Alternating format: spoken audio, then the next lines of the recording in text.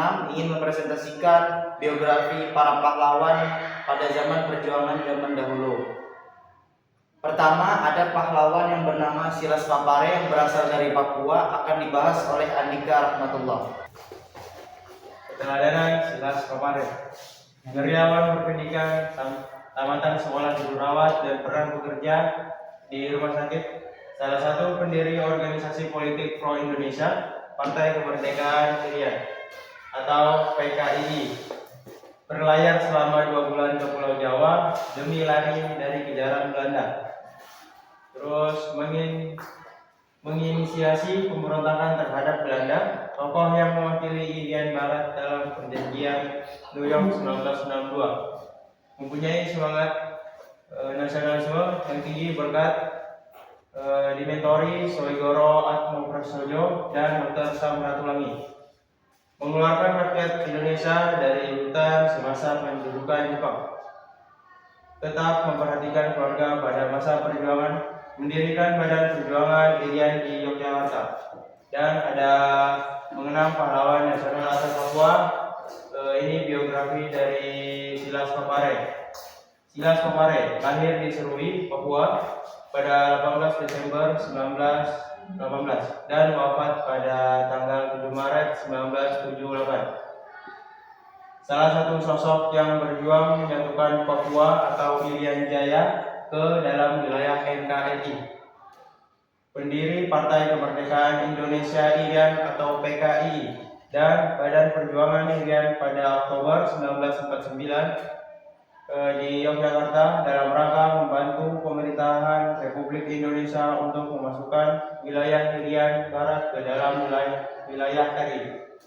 Diutus Presiden RI saat itu, Insinyur Soekarno, menjadi delegasi Indonesia dalam New York Agreement pada 15 Agustus 1962 untuk mengakhiri konfrontasi Indonesia dengan Belanda perihal Irian Barat.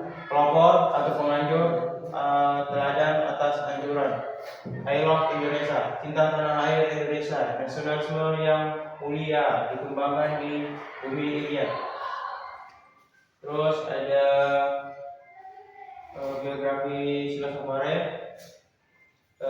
riwayat singkat Silas Papare. Ia menyelesaikan pendidikan di sekolah guru rawat pada tahun 1935 dan bekerja sebagai pegawai pemerintah Belanda. Ia sangat gigih dalam memperjuangkan kemerdekaan Papua sehingga ia sering berurusan dengan aparat keamanan Belanda dalam memerangi kolonialisme Belanda, dan pada akhirnya dia dipenjarakan di Jayapura karena memengaruhi batalion Papua untuk memberontak. Semasa menjalani masa tahanan di Serui, Silas berkenalan dengan Dr. Sam Ratulangi, Gubernur Sulawesi, yang diasingkan oleh Belanda ke tempat tersebut. Perkenalan tersebut semakin menambah keyakinan dia bahwa Papua harus bebas dan bergabung dengan Republik Indonesia. Akhirnya ia mendirikan Partai Kemerdekaan Indonesia Irian atau PKI. Akibatnya ia kembali ditangkap oleh Belanda dan dipenjarakan di Biak. Namun dengan transportasi kapal laut, Silas Papare dan istrinya Regina Ayubi serta keluarganya memilih melarikan diri menuju Yogyakarta. Pada bulan Oktober 1949 di Yogyakarta, ia mendirikan Badan Perjuangan Irian di Yogyakarta dalam rangka membantu pemerintah Republik Indonesia untuk memasukkan wilayah Irian Barat ke dalam wilayah Republik Indonesia. Silas Papare yang ketika aktif dalam Front Nasional Pembebasan Irian Barat atau FNPIB juga diminta oleh Soekarno menjadi salah satu anggotanya. Selanjutnya akan dibahas oleh Ridho.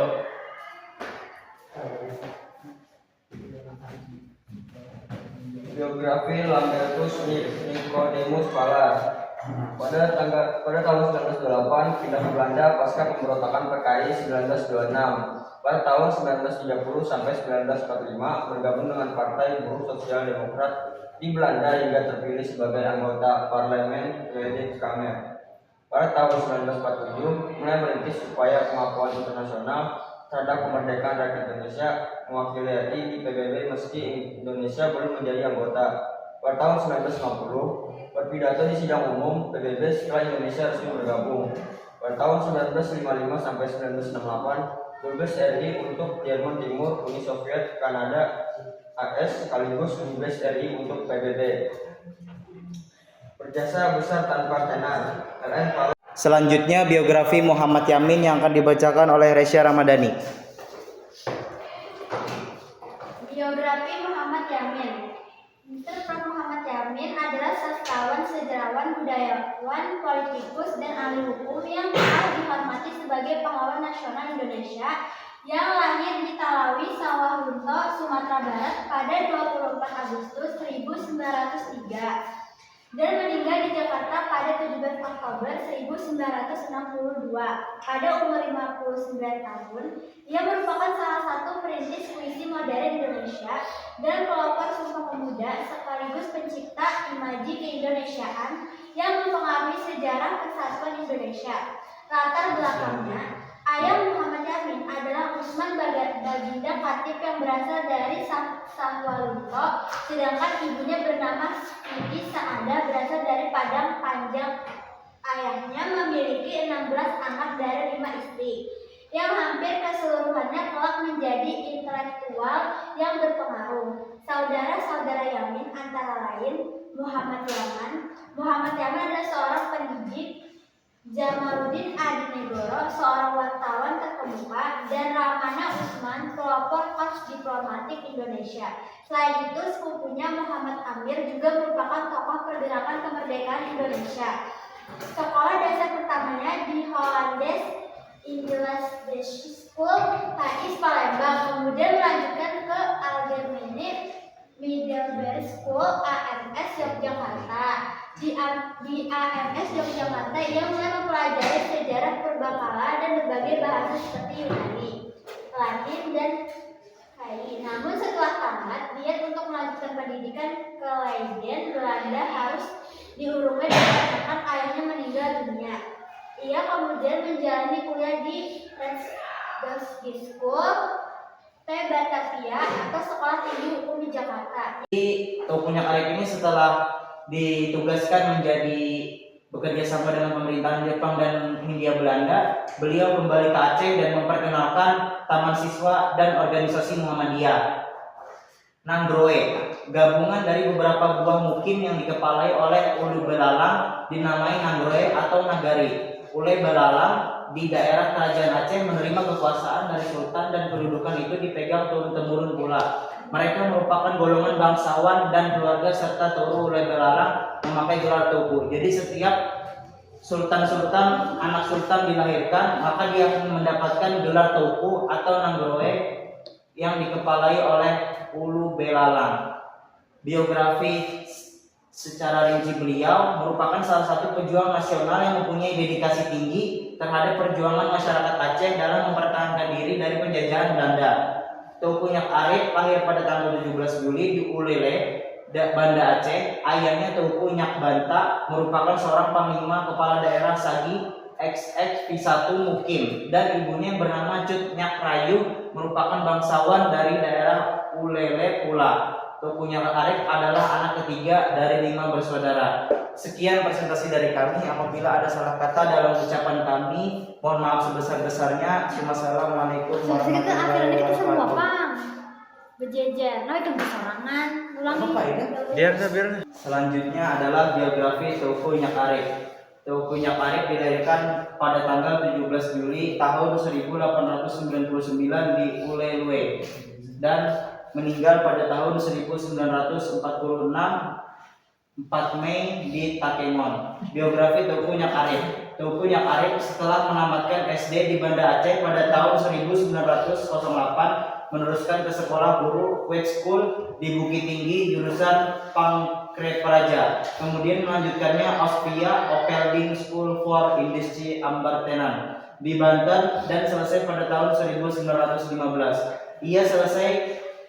Ia memang disiapkan sebagai pamong praja untuk menggantikan ayahnya sebagai Panglima Sagi XX P1.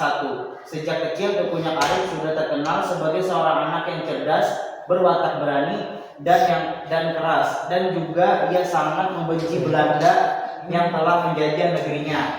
Pada saat terakhir kekuasaan pemerintah Hindia Belanda, Teuku Nyak Arif berusaha menghimpun seluruh potensi dan kekuatan di Aceh untuk mengusir pemerintah Hindia Belanda dari daerah itu.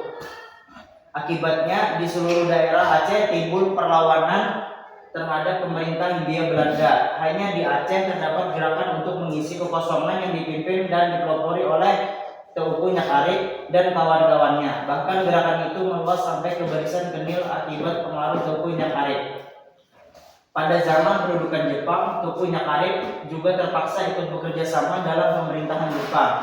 Jadi pada masa pemerintahan Jepang menempati Aceh, Teuku Nyak Arif terpaksa mengikuti pemerintahan Jepang sementara, yaitu pada tahun 1943 dipilih sebagai Ketua Aceh Siu Saingkai, Dewan Perwakilan Rakyat. Yang kedua 1944 dipilih menjadi Wakil Ketua Sumatera Cuo Sagi di Bukit Tinggi. Pada tanggal 28 Agustus 1945 menjadi Ketua Komite Nasional Indonesia. Dan pada tanggal 3 Oktober 1945 menjadi Residen Aceh yang pertama. Pada tahun 1927 karena kecakapannya dalam memimpin, menjalani pemerintahan, memperhatikan kepentingan rakyat, maka pada 16 Mei 1927 diangkat Belanda menjadi anggota Volksraad atau Dewan Rakyat. Dan pada tahun 1928 bergabung dengan PNI, Partai Nasional Indonesia. Dan selanjutnya pada tahun 1930 mendirikan Fraksi Nasional sebagai tindakan kejam Belanda terhadap gerakan Partai Nasional Indonesia. Dan 1931 Teuku Nyak Arif diberhentikan dari Dewan Rakyat Volksraad, kembali ke Aceh menjadi Panglima Sanghi dan memperkenalkan Indonesia terhadap masyarakat Aceh dengan modernisasinya dengan cara membantu pergerakan organisasi yang bersifat nasional seperti Taman, Siswa, dan Muhammadiyah. Sekian presentasi dari kami. Apabila ada salah kata dalam ucapan presentasi kami, mohon maaf sebesar-besarnya. Assalamualaikum warahmatullahi wabarakatuh.